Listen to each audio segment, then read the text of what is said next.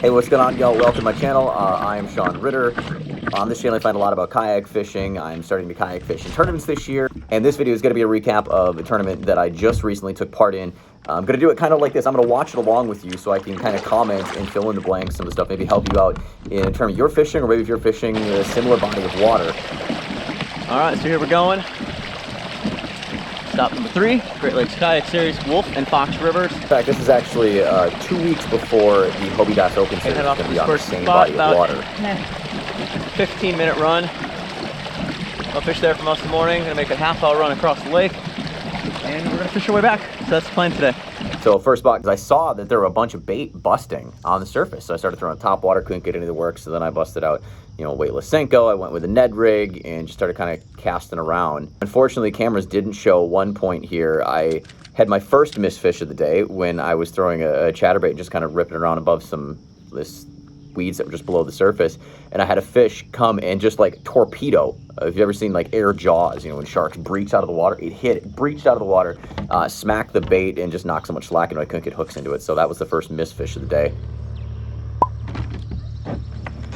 Then I got back into this cut that I've done really well in the past.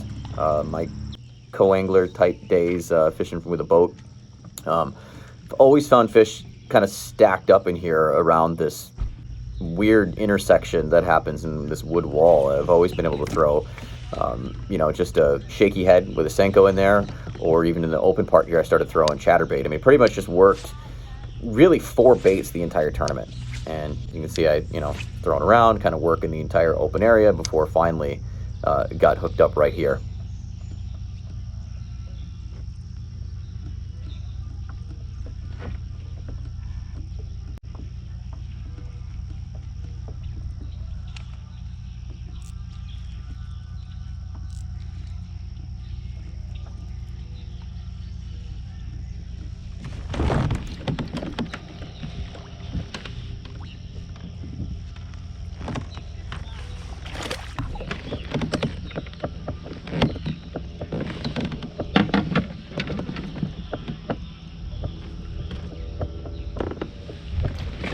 And almost lost the fish right there. It was shook himself out of my hand. I'm like, oh, let's get him in the net.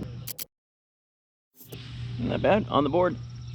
But I didn't also show there, I forgot to, restart the camera. Immediately after I released that fish, I cast it out and had another one come chasing and hit at the boat, and I pulled the jig right out of his mouth. I had another one then after that follow it to the boat and turn away. And we're at 3 missed fish. Working my way back into this cut, I started casting and had a fish. You'll see right here. Maybe it just came flying at it again. I pulled the bait away and didn't set the hooks on it. Oh. There's 4 fish that I should have. And immediately as I cast back in, I throw the biggest bird's nest backlash of it. I swear I know how to throw a bait caster. Mental mistakes. This game is all mental. Should have been something. Get one on the hand line there. All right. I'm going to try and fix this and just not cost any more fishing time. Back out towards that central area and into another cut where there was this slop that, I intended on fishing and pulling out the frog, and that's what I'm gonna do here, the hollow body frog. I'm gonna pitch in the slop. And I started throwing and noticed a couple of kind of boils following it. So I got excited going, all right, this is gonna happen. This is gonna be a frog thing. And that was my plan going into this tournament, was I wanted to sack up a couple of quick fish and then go frogging and have the chance of catching big fish that were gonna move me up the leaderboard.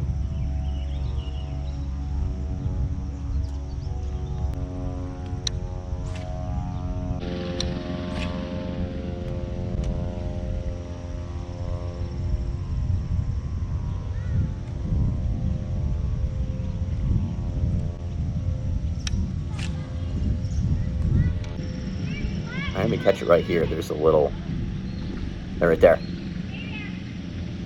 Something was just trailing it, just didn't quite take it. Hey, if you love kayak fishing, want to know more about kayak fishing, fishing in bass tournaments, why don't you go ahead and click that subscribe button. And hey, if you like this style of like a follow along, reaction, watch it with you video, why don't you give it a like?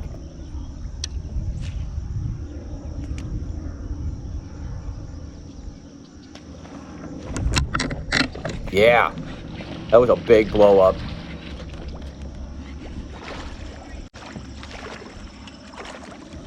Oh, dang it. But of course, as I go to sit and grab my net, the fish just gets to the surface and does one of these quick and just frog comes out. This fish, by the way, that fish, as I watched it lay next to me in the kayak, I know was about 19 inches, and that would have been big bass for the day. So I watched big bass just swim away, and you know, just mentally to try and stay in it. I knew at that point, like, it's just salvage what I can do, but there was so much slop in this cut I wanted to fish out. And then even towards the main lake here, I came to this and I sat up on this for a while and was pitching again, had a couple of boils, just couldn't get fish to take. I don't know, maybe if I should have switched to, you know, a toad or something instead of doing the hollow body frog through here, but there's just so much slop to fish. But in the back of my mind this whole time, I'm thinking about another area that I wanted to go to. Unfortunately, that area was on the opposite side of the lake. There's a lot of slop here. You know, you're doing that mental game in your head of, do I stay here or do I go over there? Question is, how much of it do I boil there? All right, so tell me, what would you have done in that situation? Drop a comment below. You missed a couple of fish in an area, you've got a chance to go somewhere else on the lake, but it's going to take you a while to get there. Are you going to make the run and try it, or are you going to stay where you're at and hope that you can get some more fish? I think we're going to make a run all the way across the lake and hit a big slop pad field that I've done really well at in the past. There's also some riprap around there. We'll be able to throw either chatterbait or bring out the chapo. Yep, time to make a long run. And my plan was to make this run about 10 o'clock. I was hoping to have a limit and then make this run at 10 o'clock. The only downside to having side transducer like that is anytime you get any sloppy stuff like that, it all sticks to it. Sometimes it's just best to keep it out of the water for that. All right, while we make this run, another quick reminder, if you love this sort of thing, kayak fishing, love this content, please give the channel a subscribe and pop this video a like while you're at it. All right, so a little change of plans. Originally, I was gonna cut across and hit this little bay up here. Looking at it and the time it was gonna take me from where I'm at right now was still gonna be about 25 minutes. Whereas there's another cut over here that's about 20 minutes away. Now I gotta get back, you know, to the launch here. You know, lines out is 1:30 today and it's already 11 o'clock. So I think we're gonna scrap that bay area there and we're just gonna come here and fish our way back.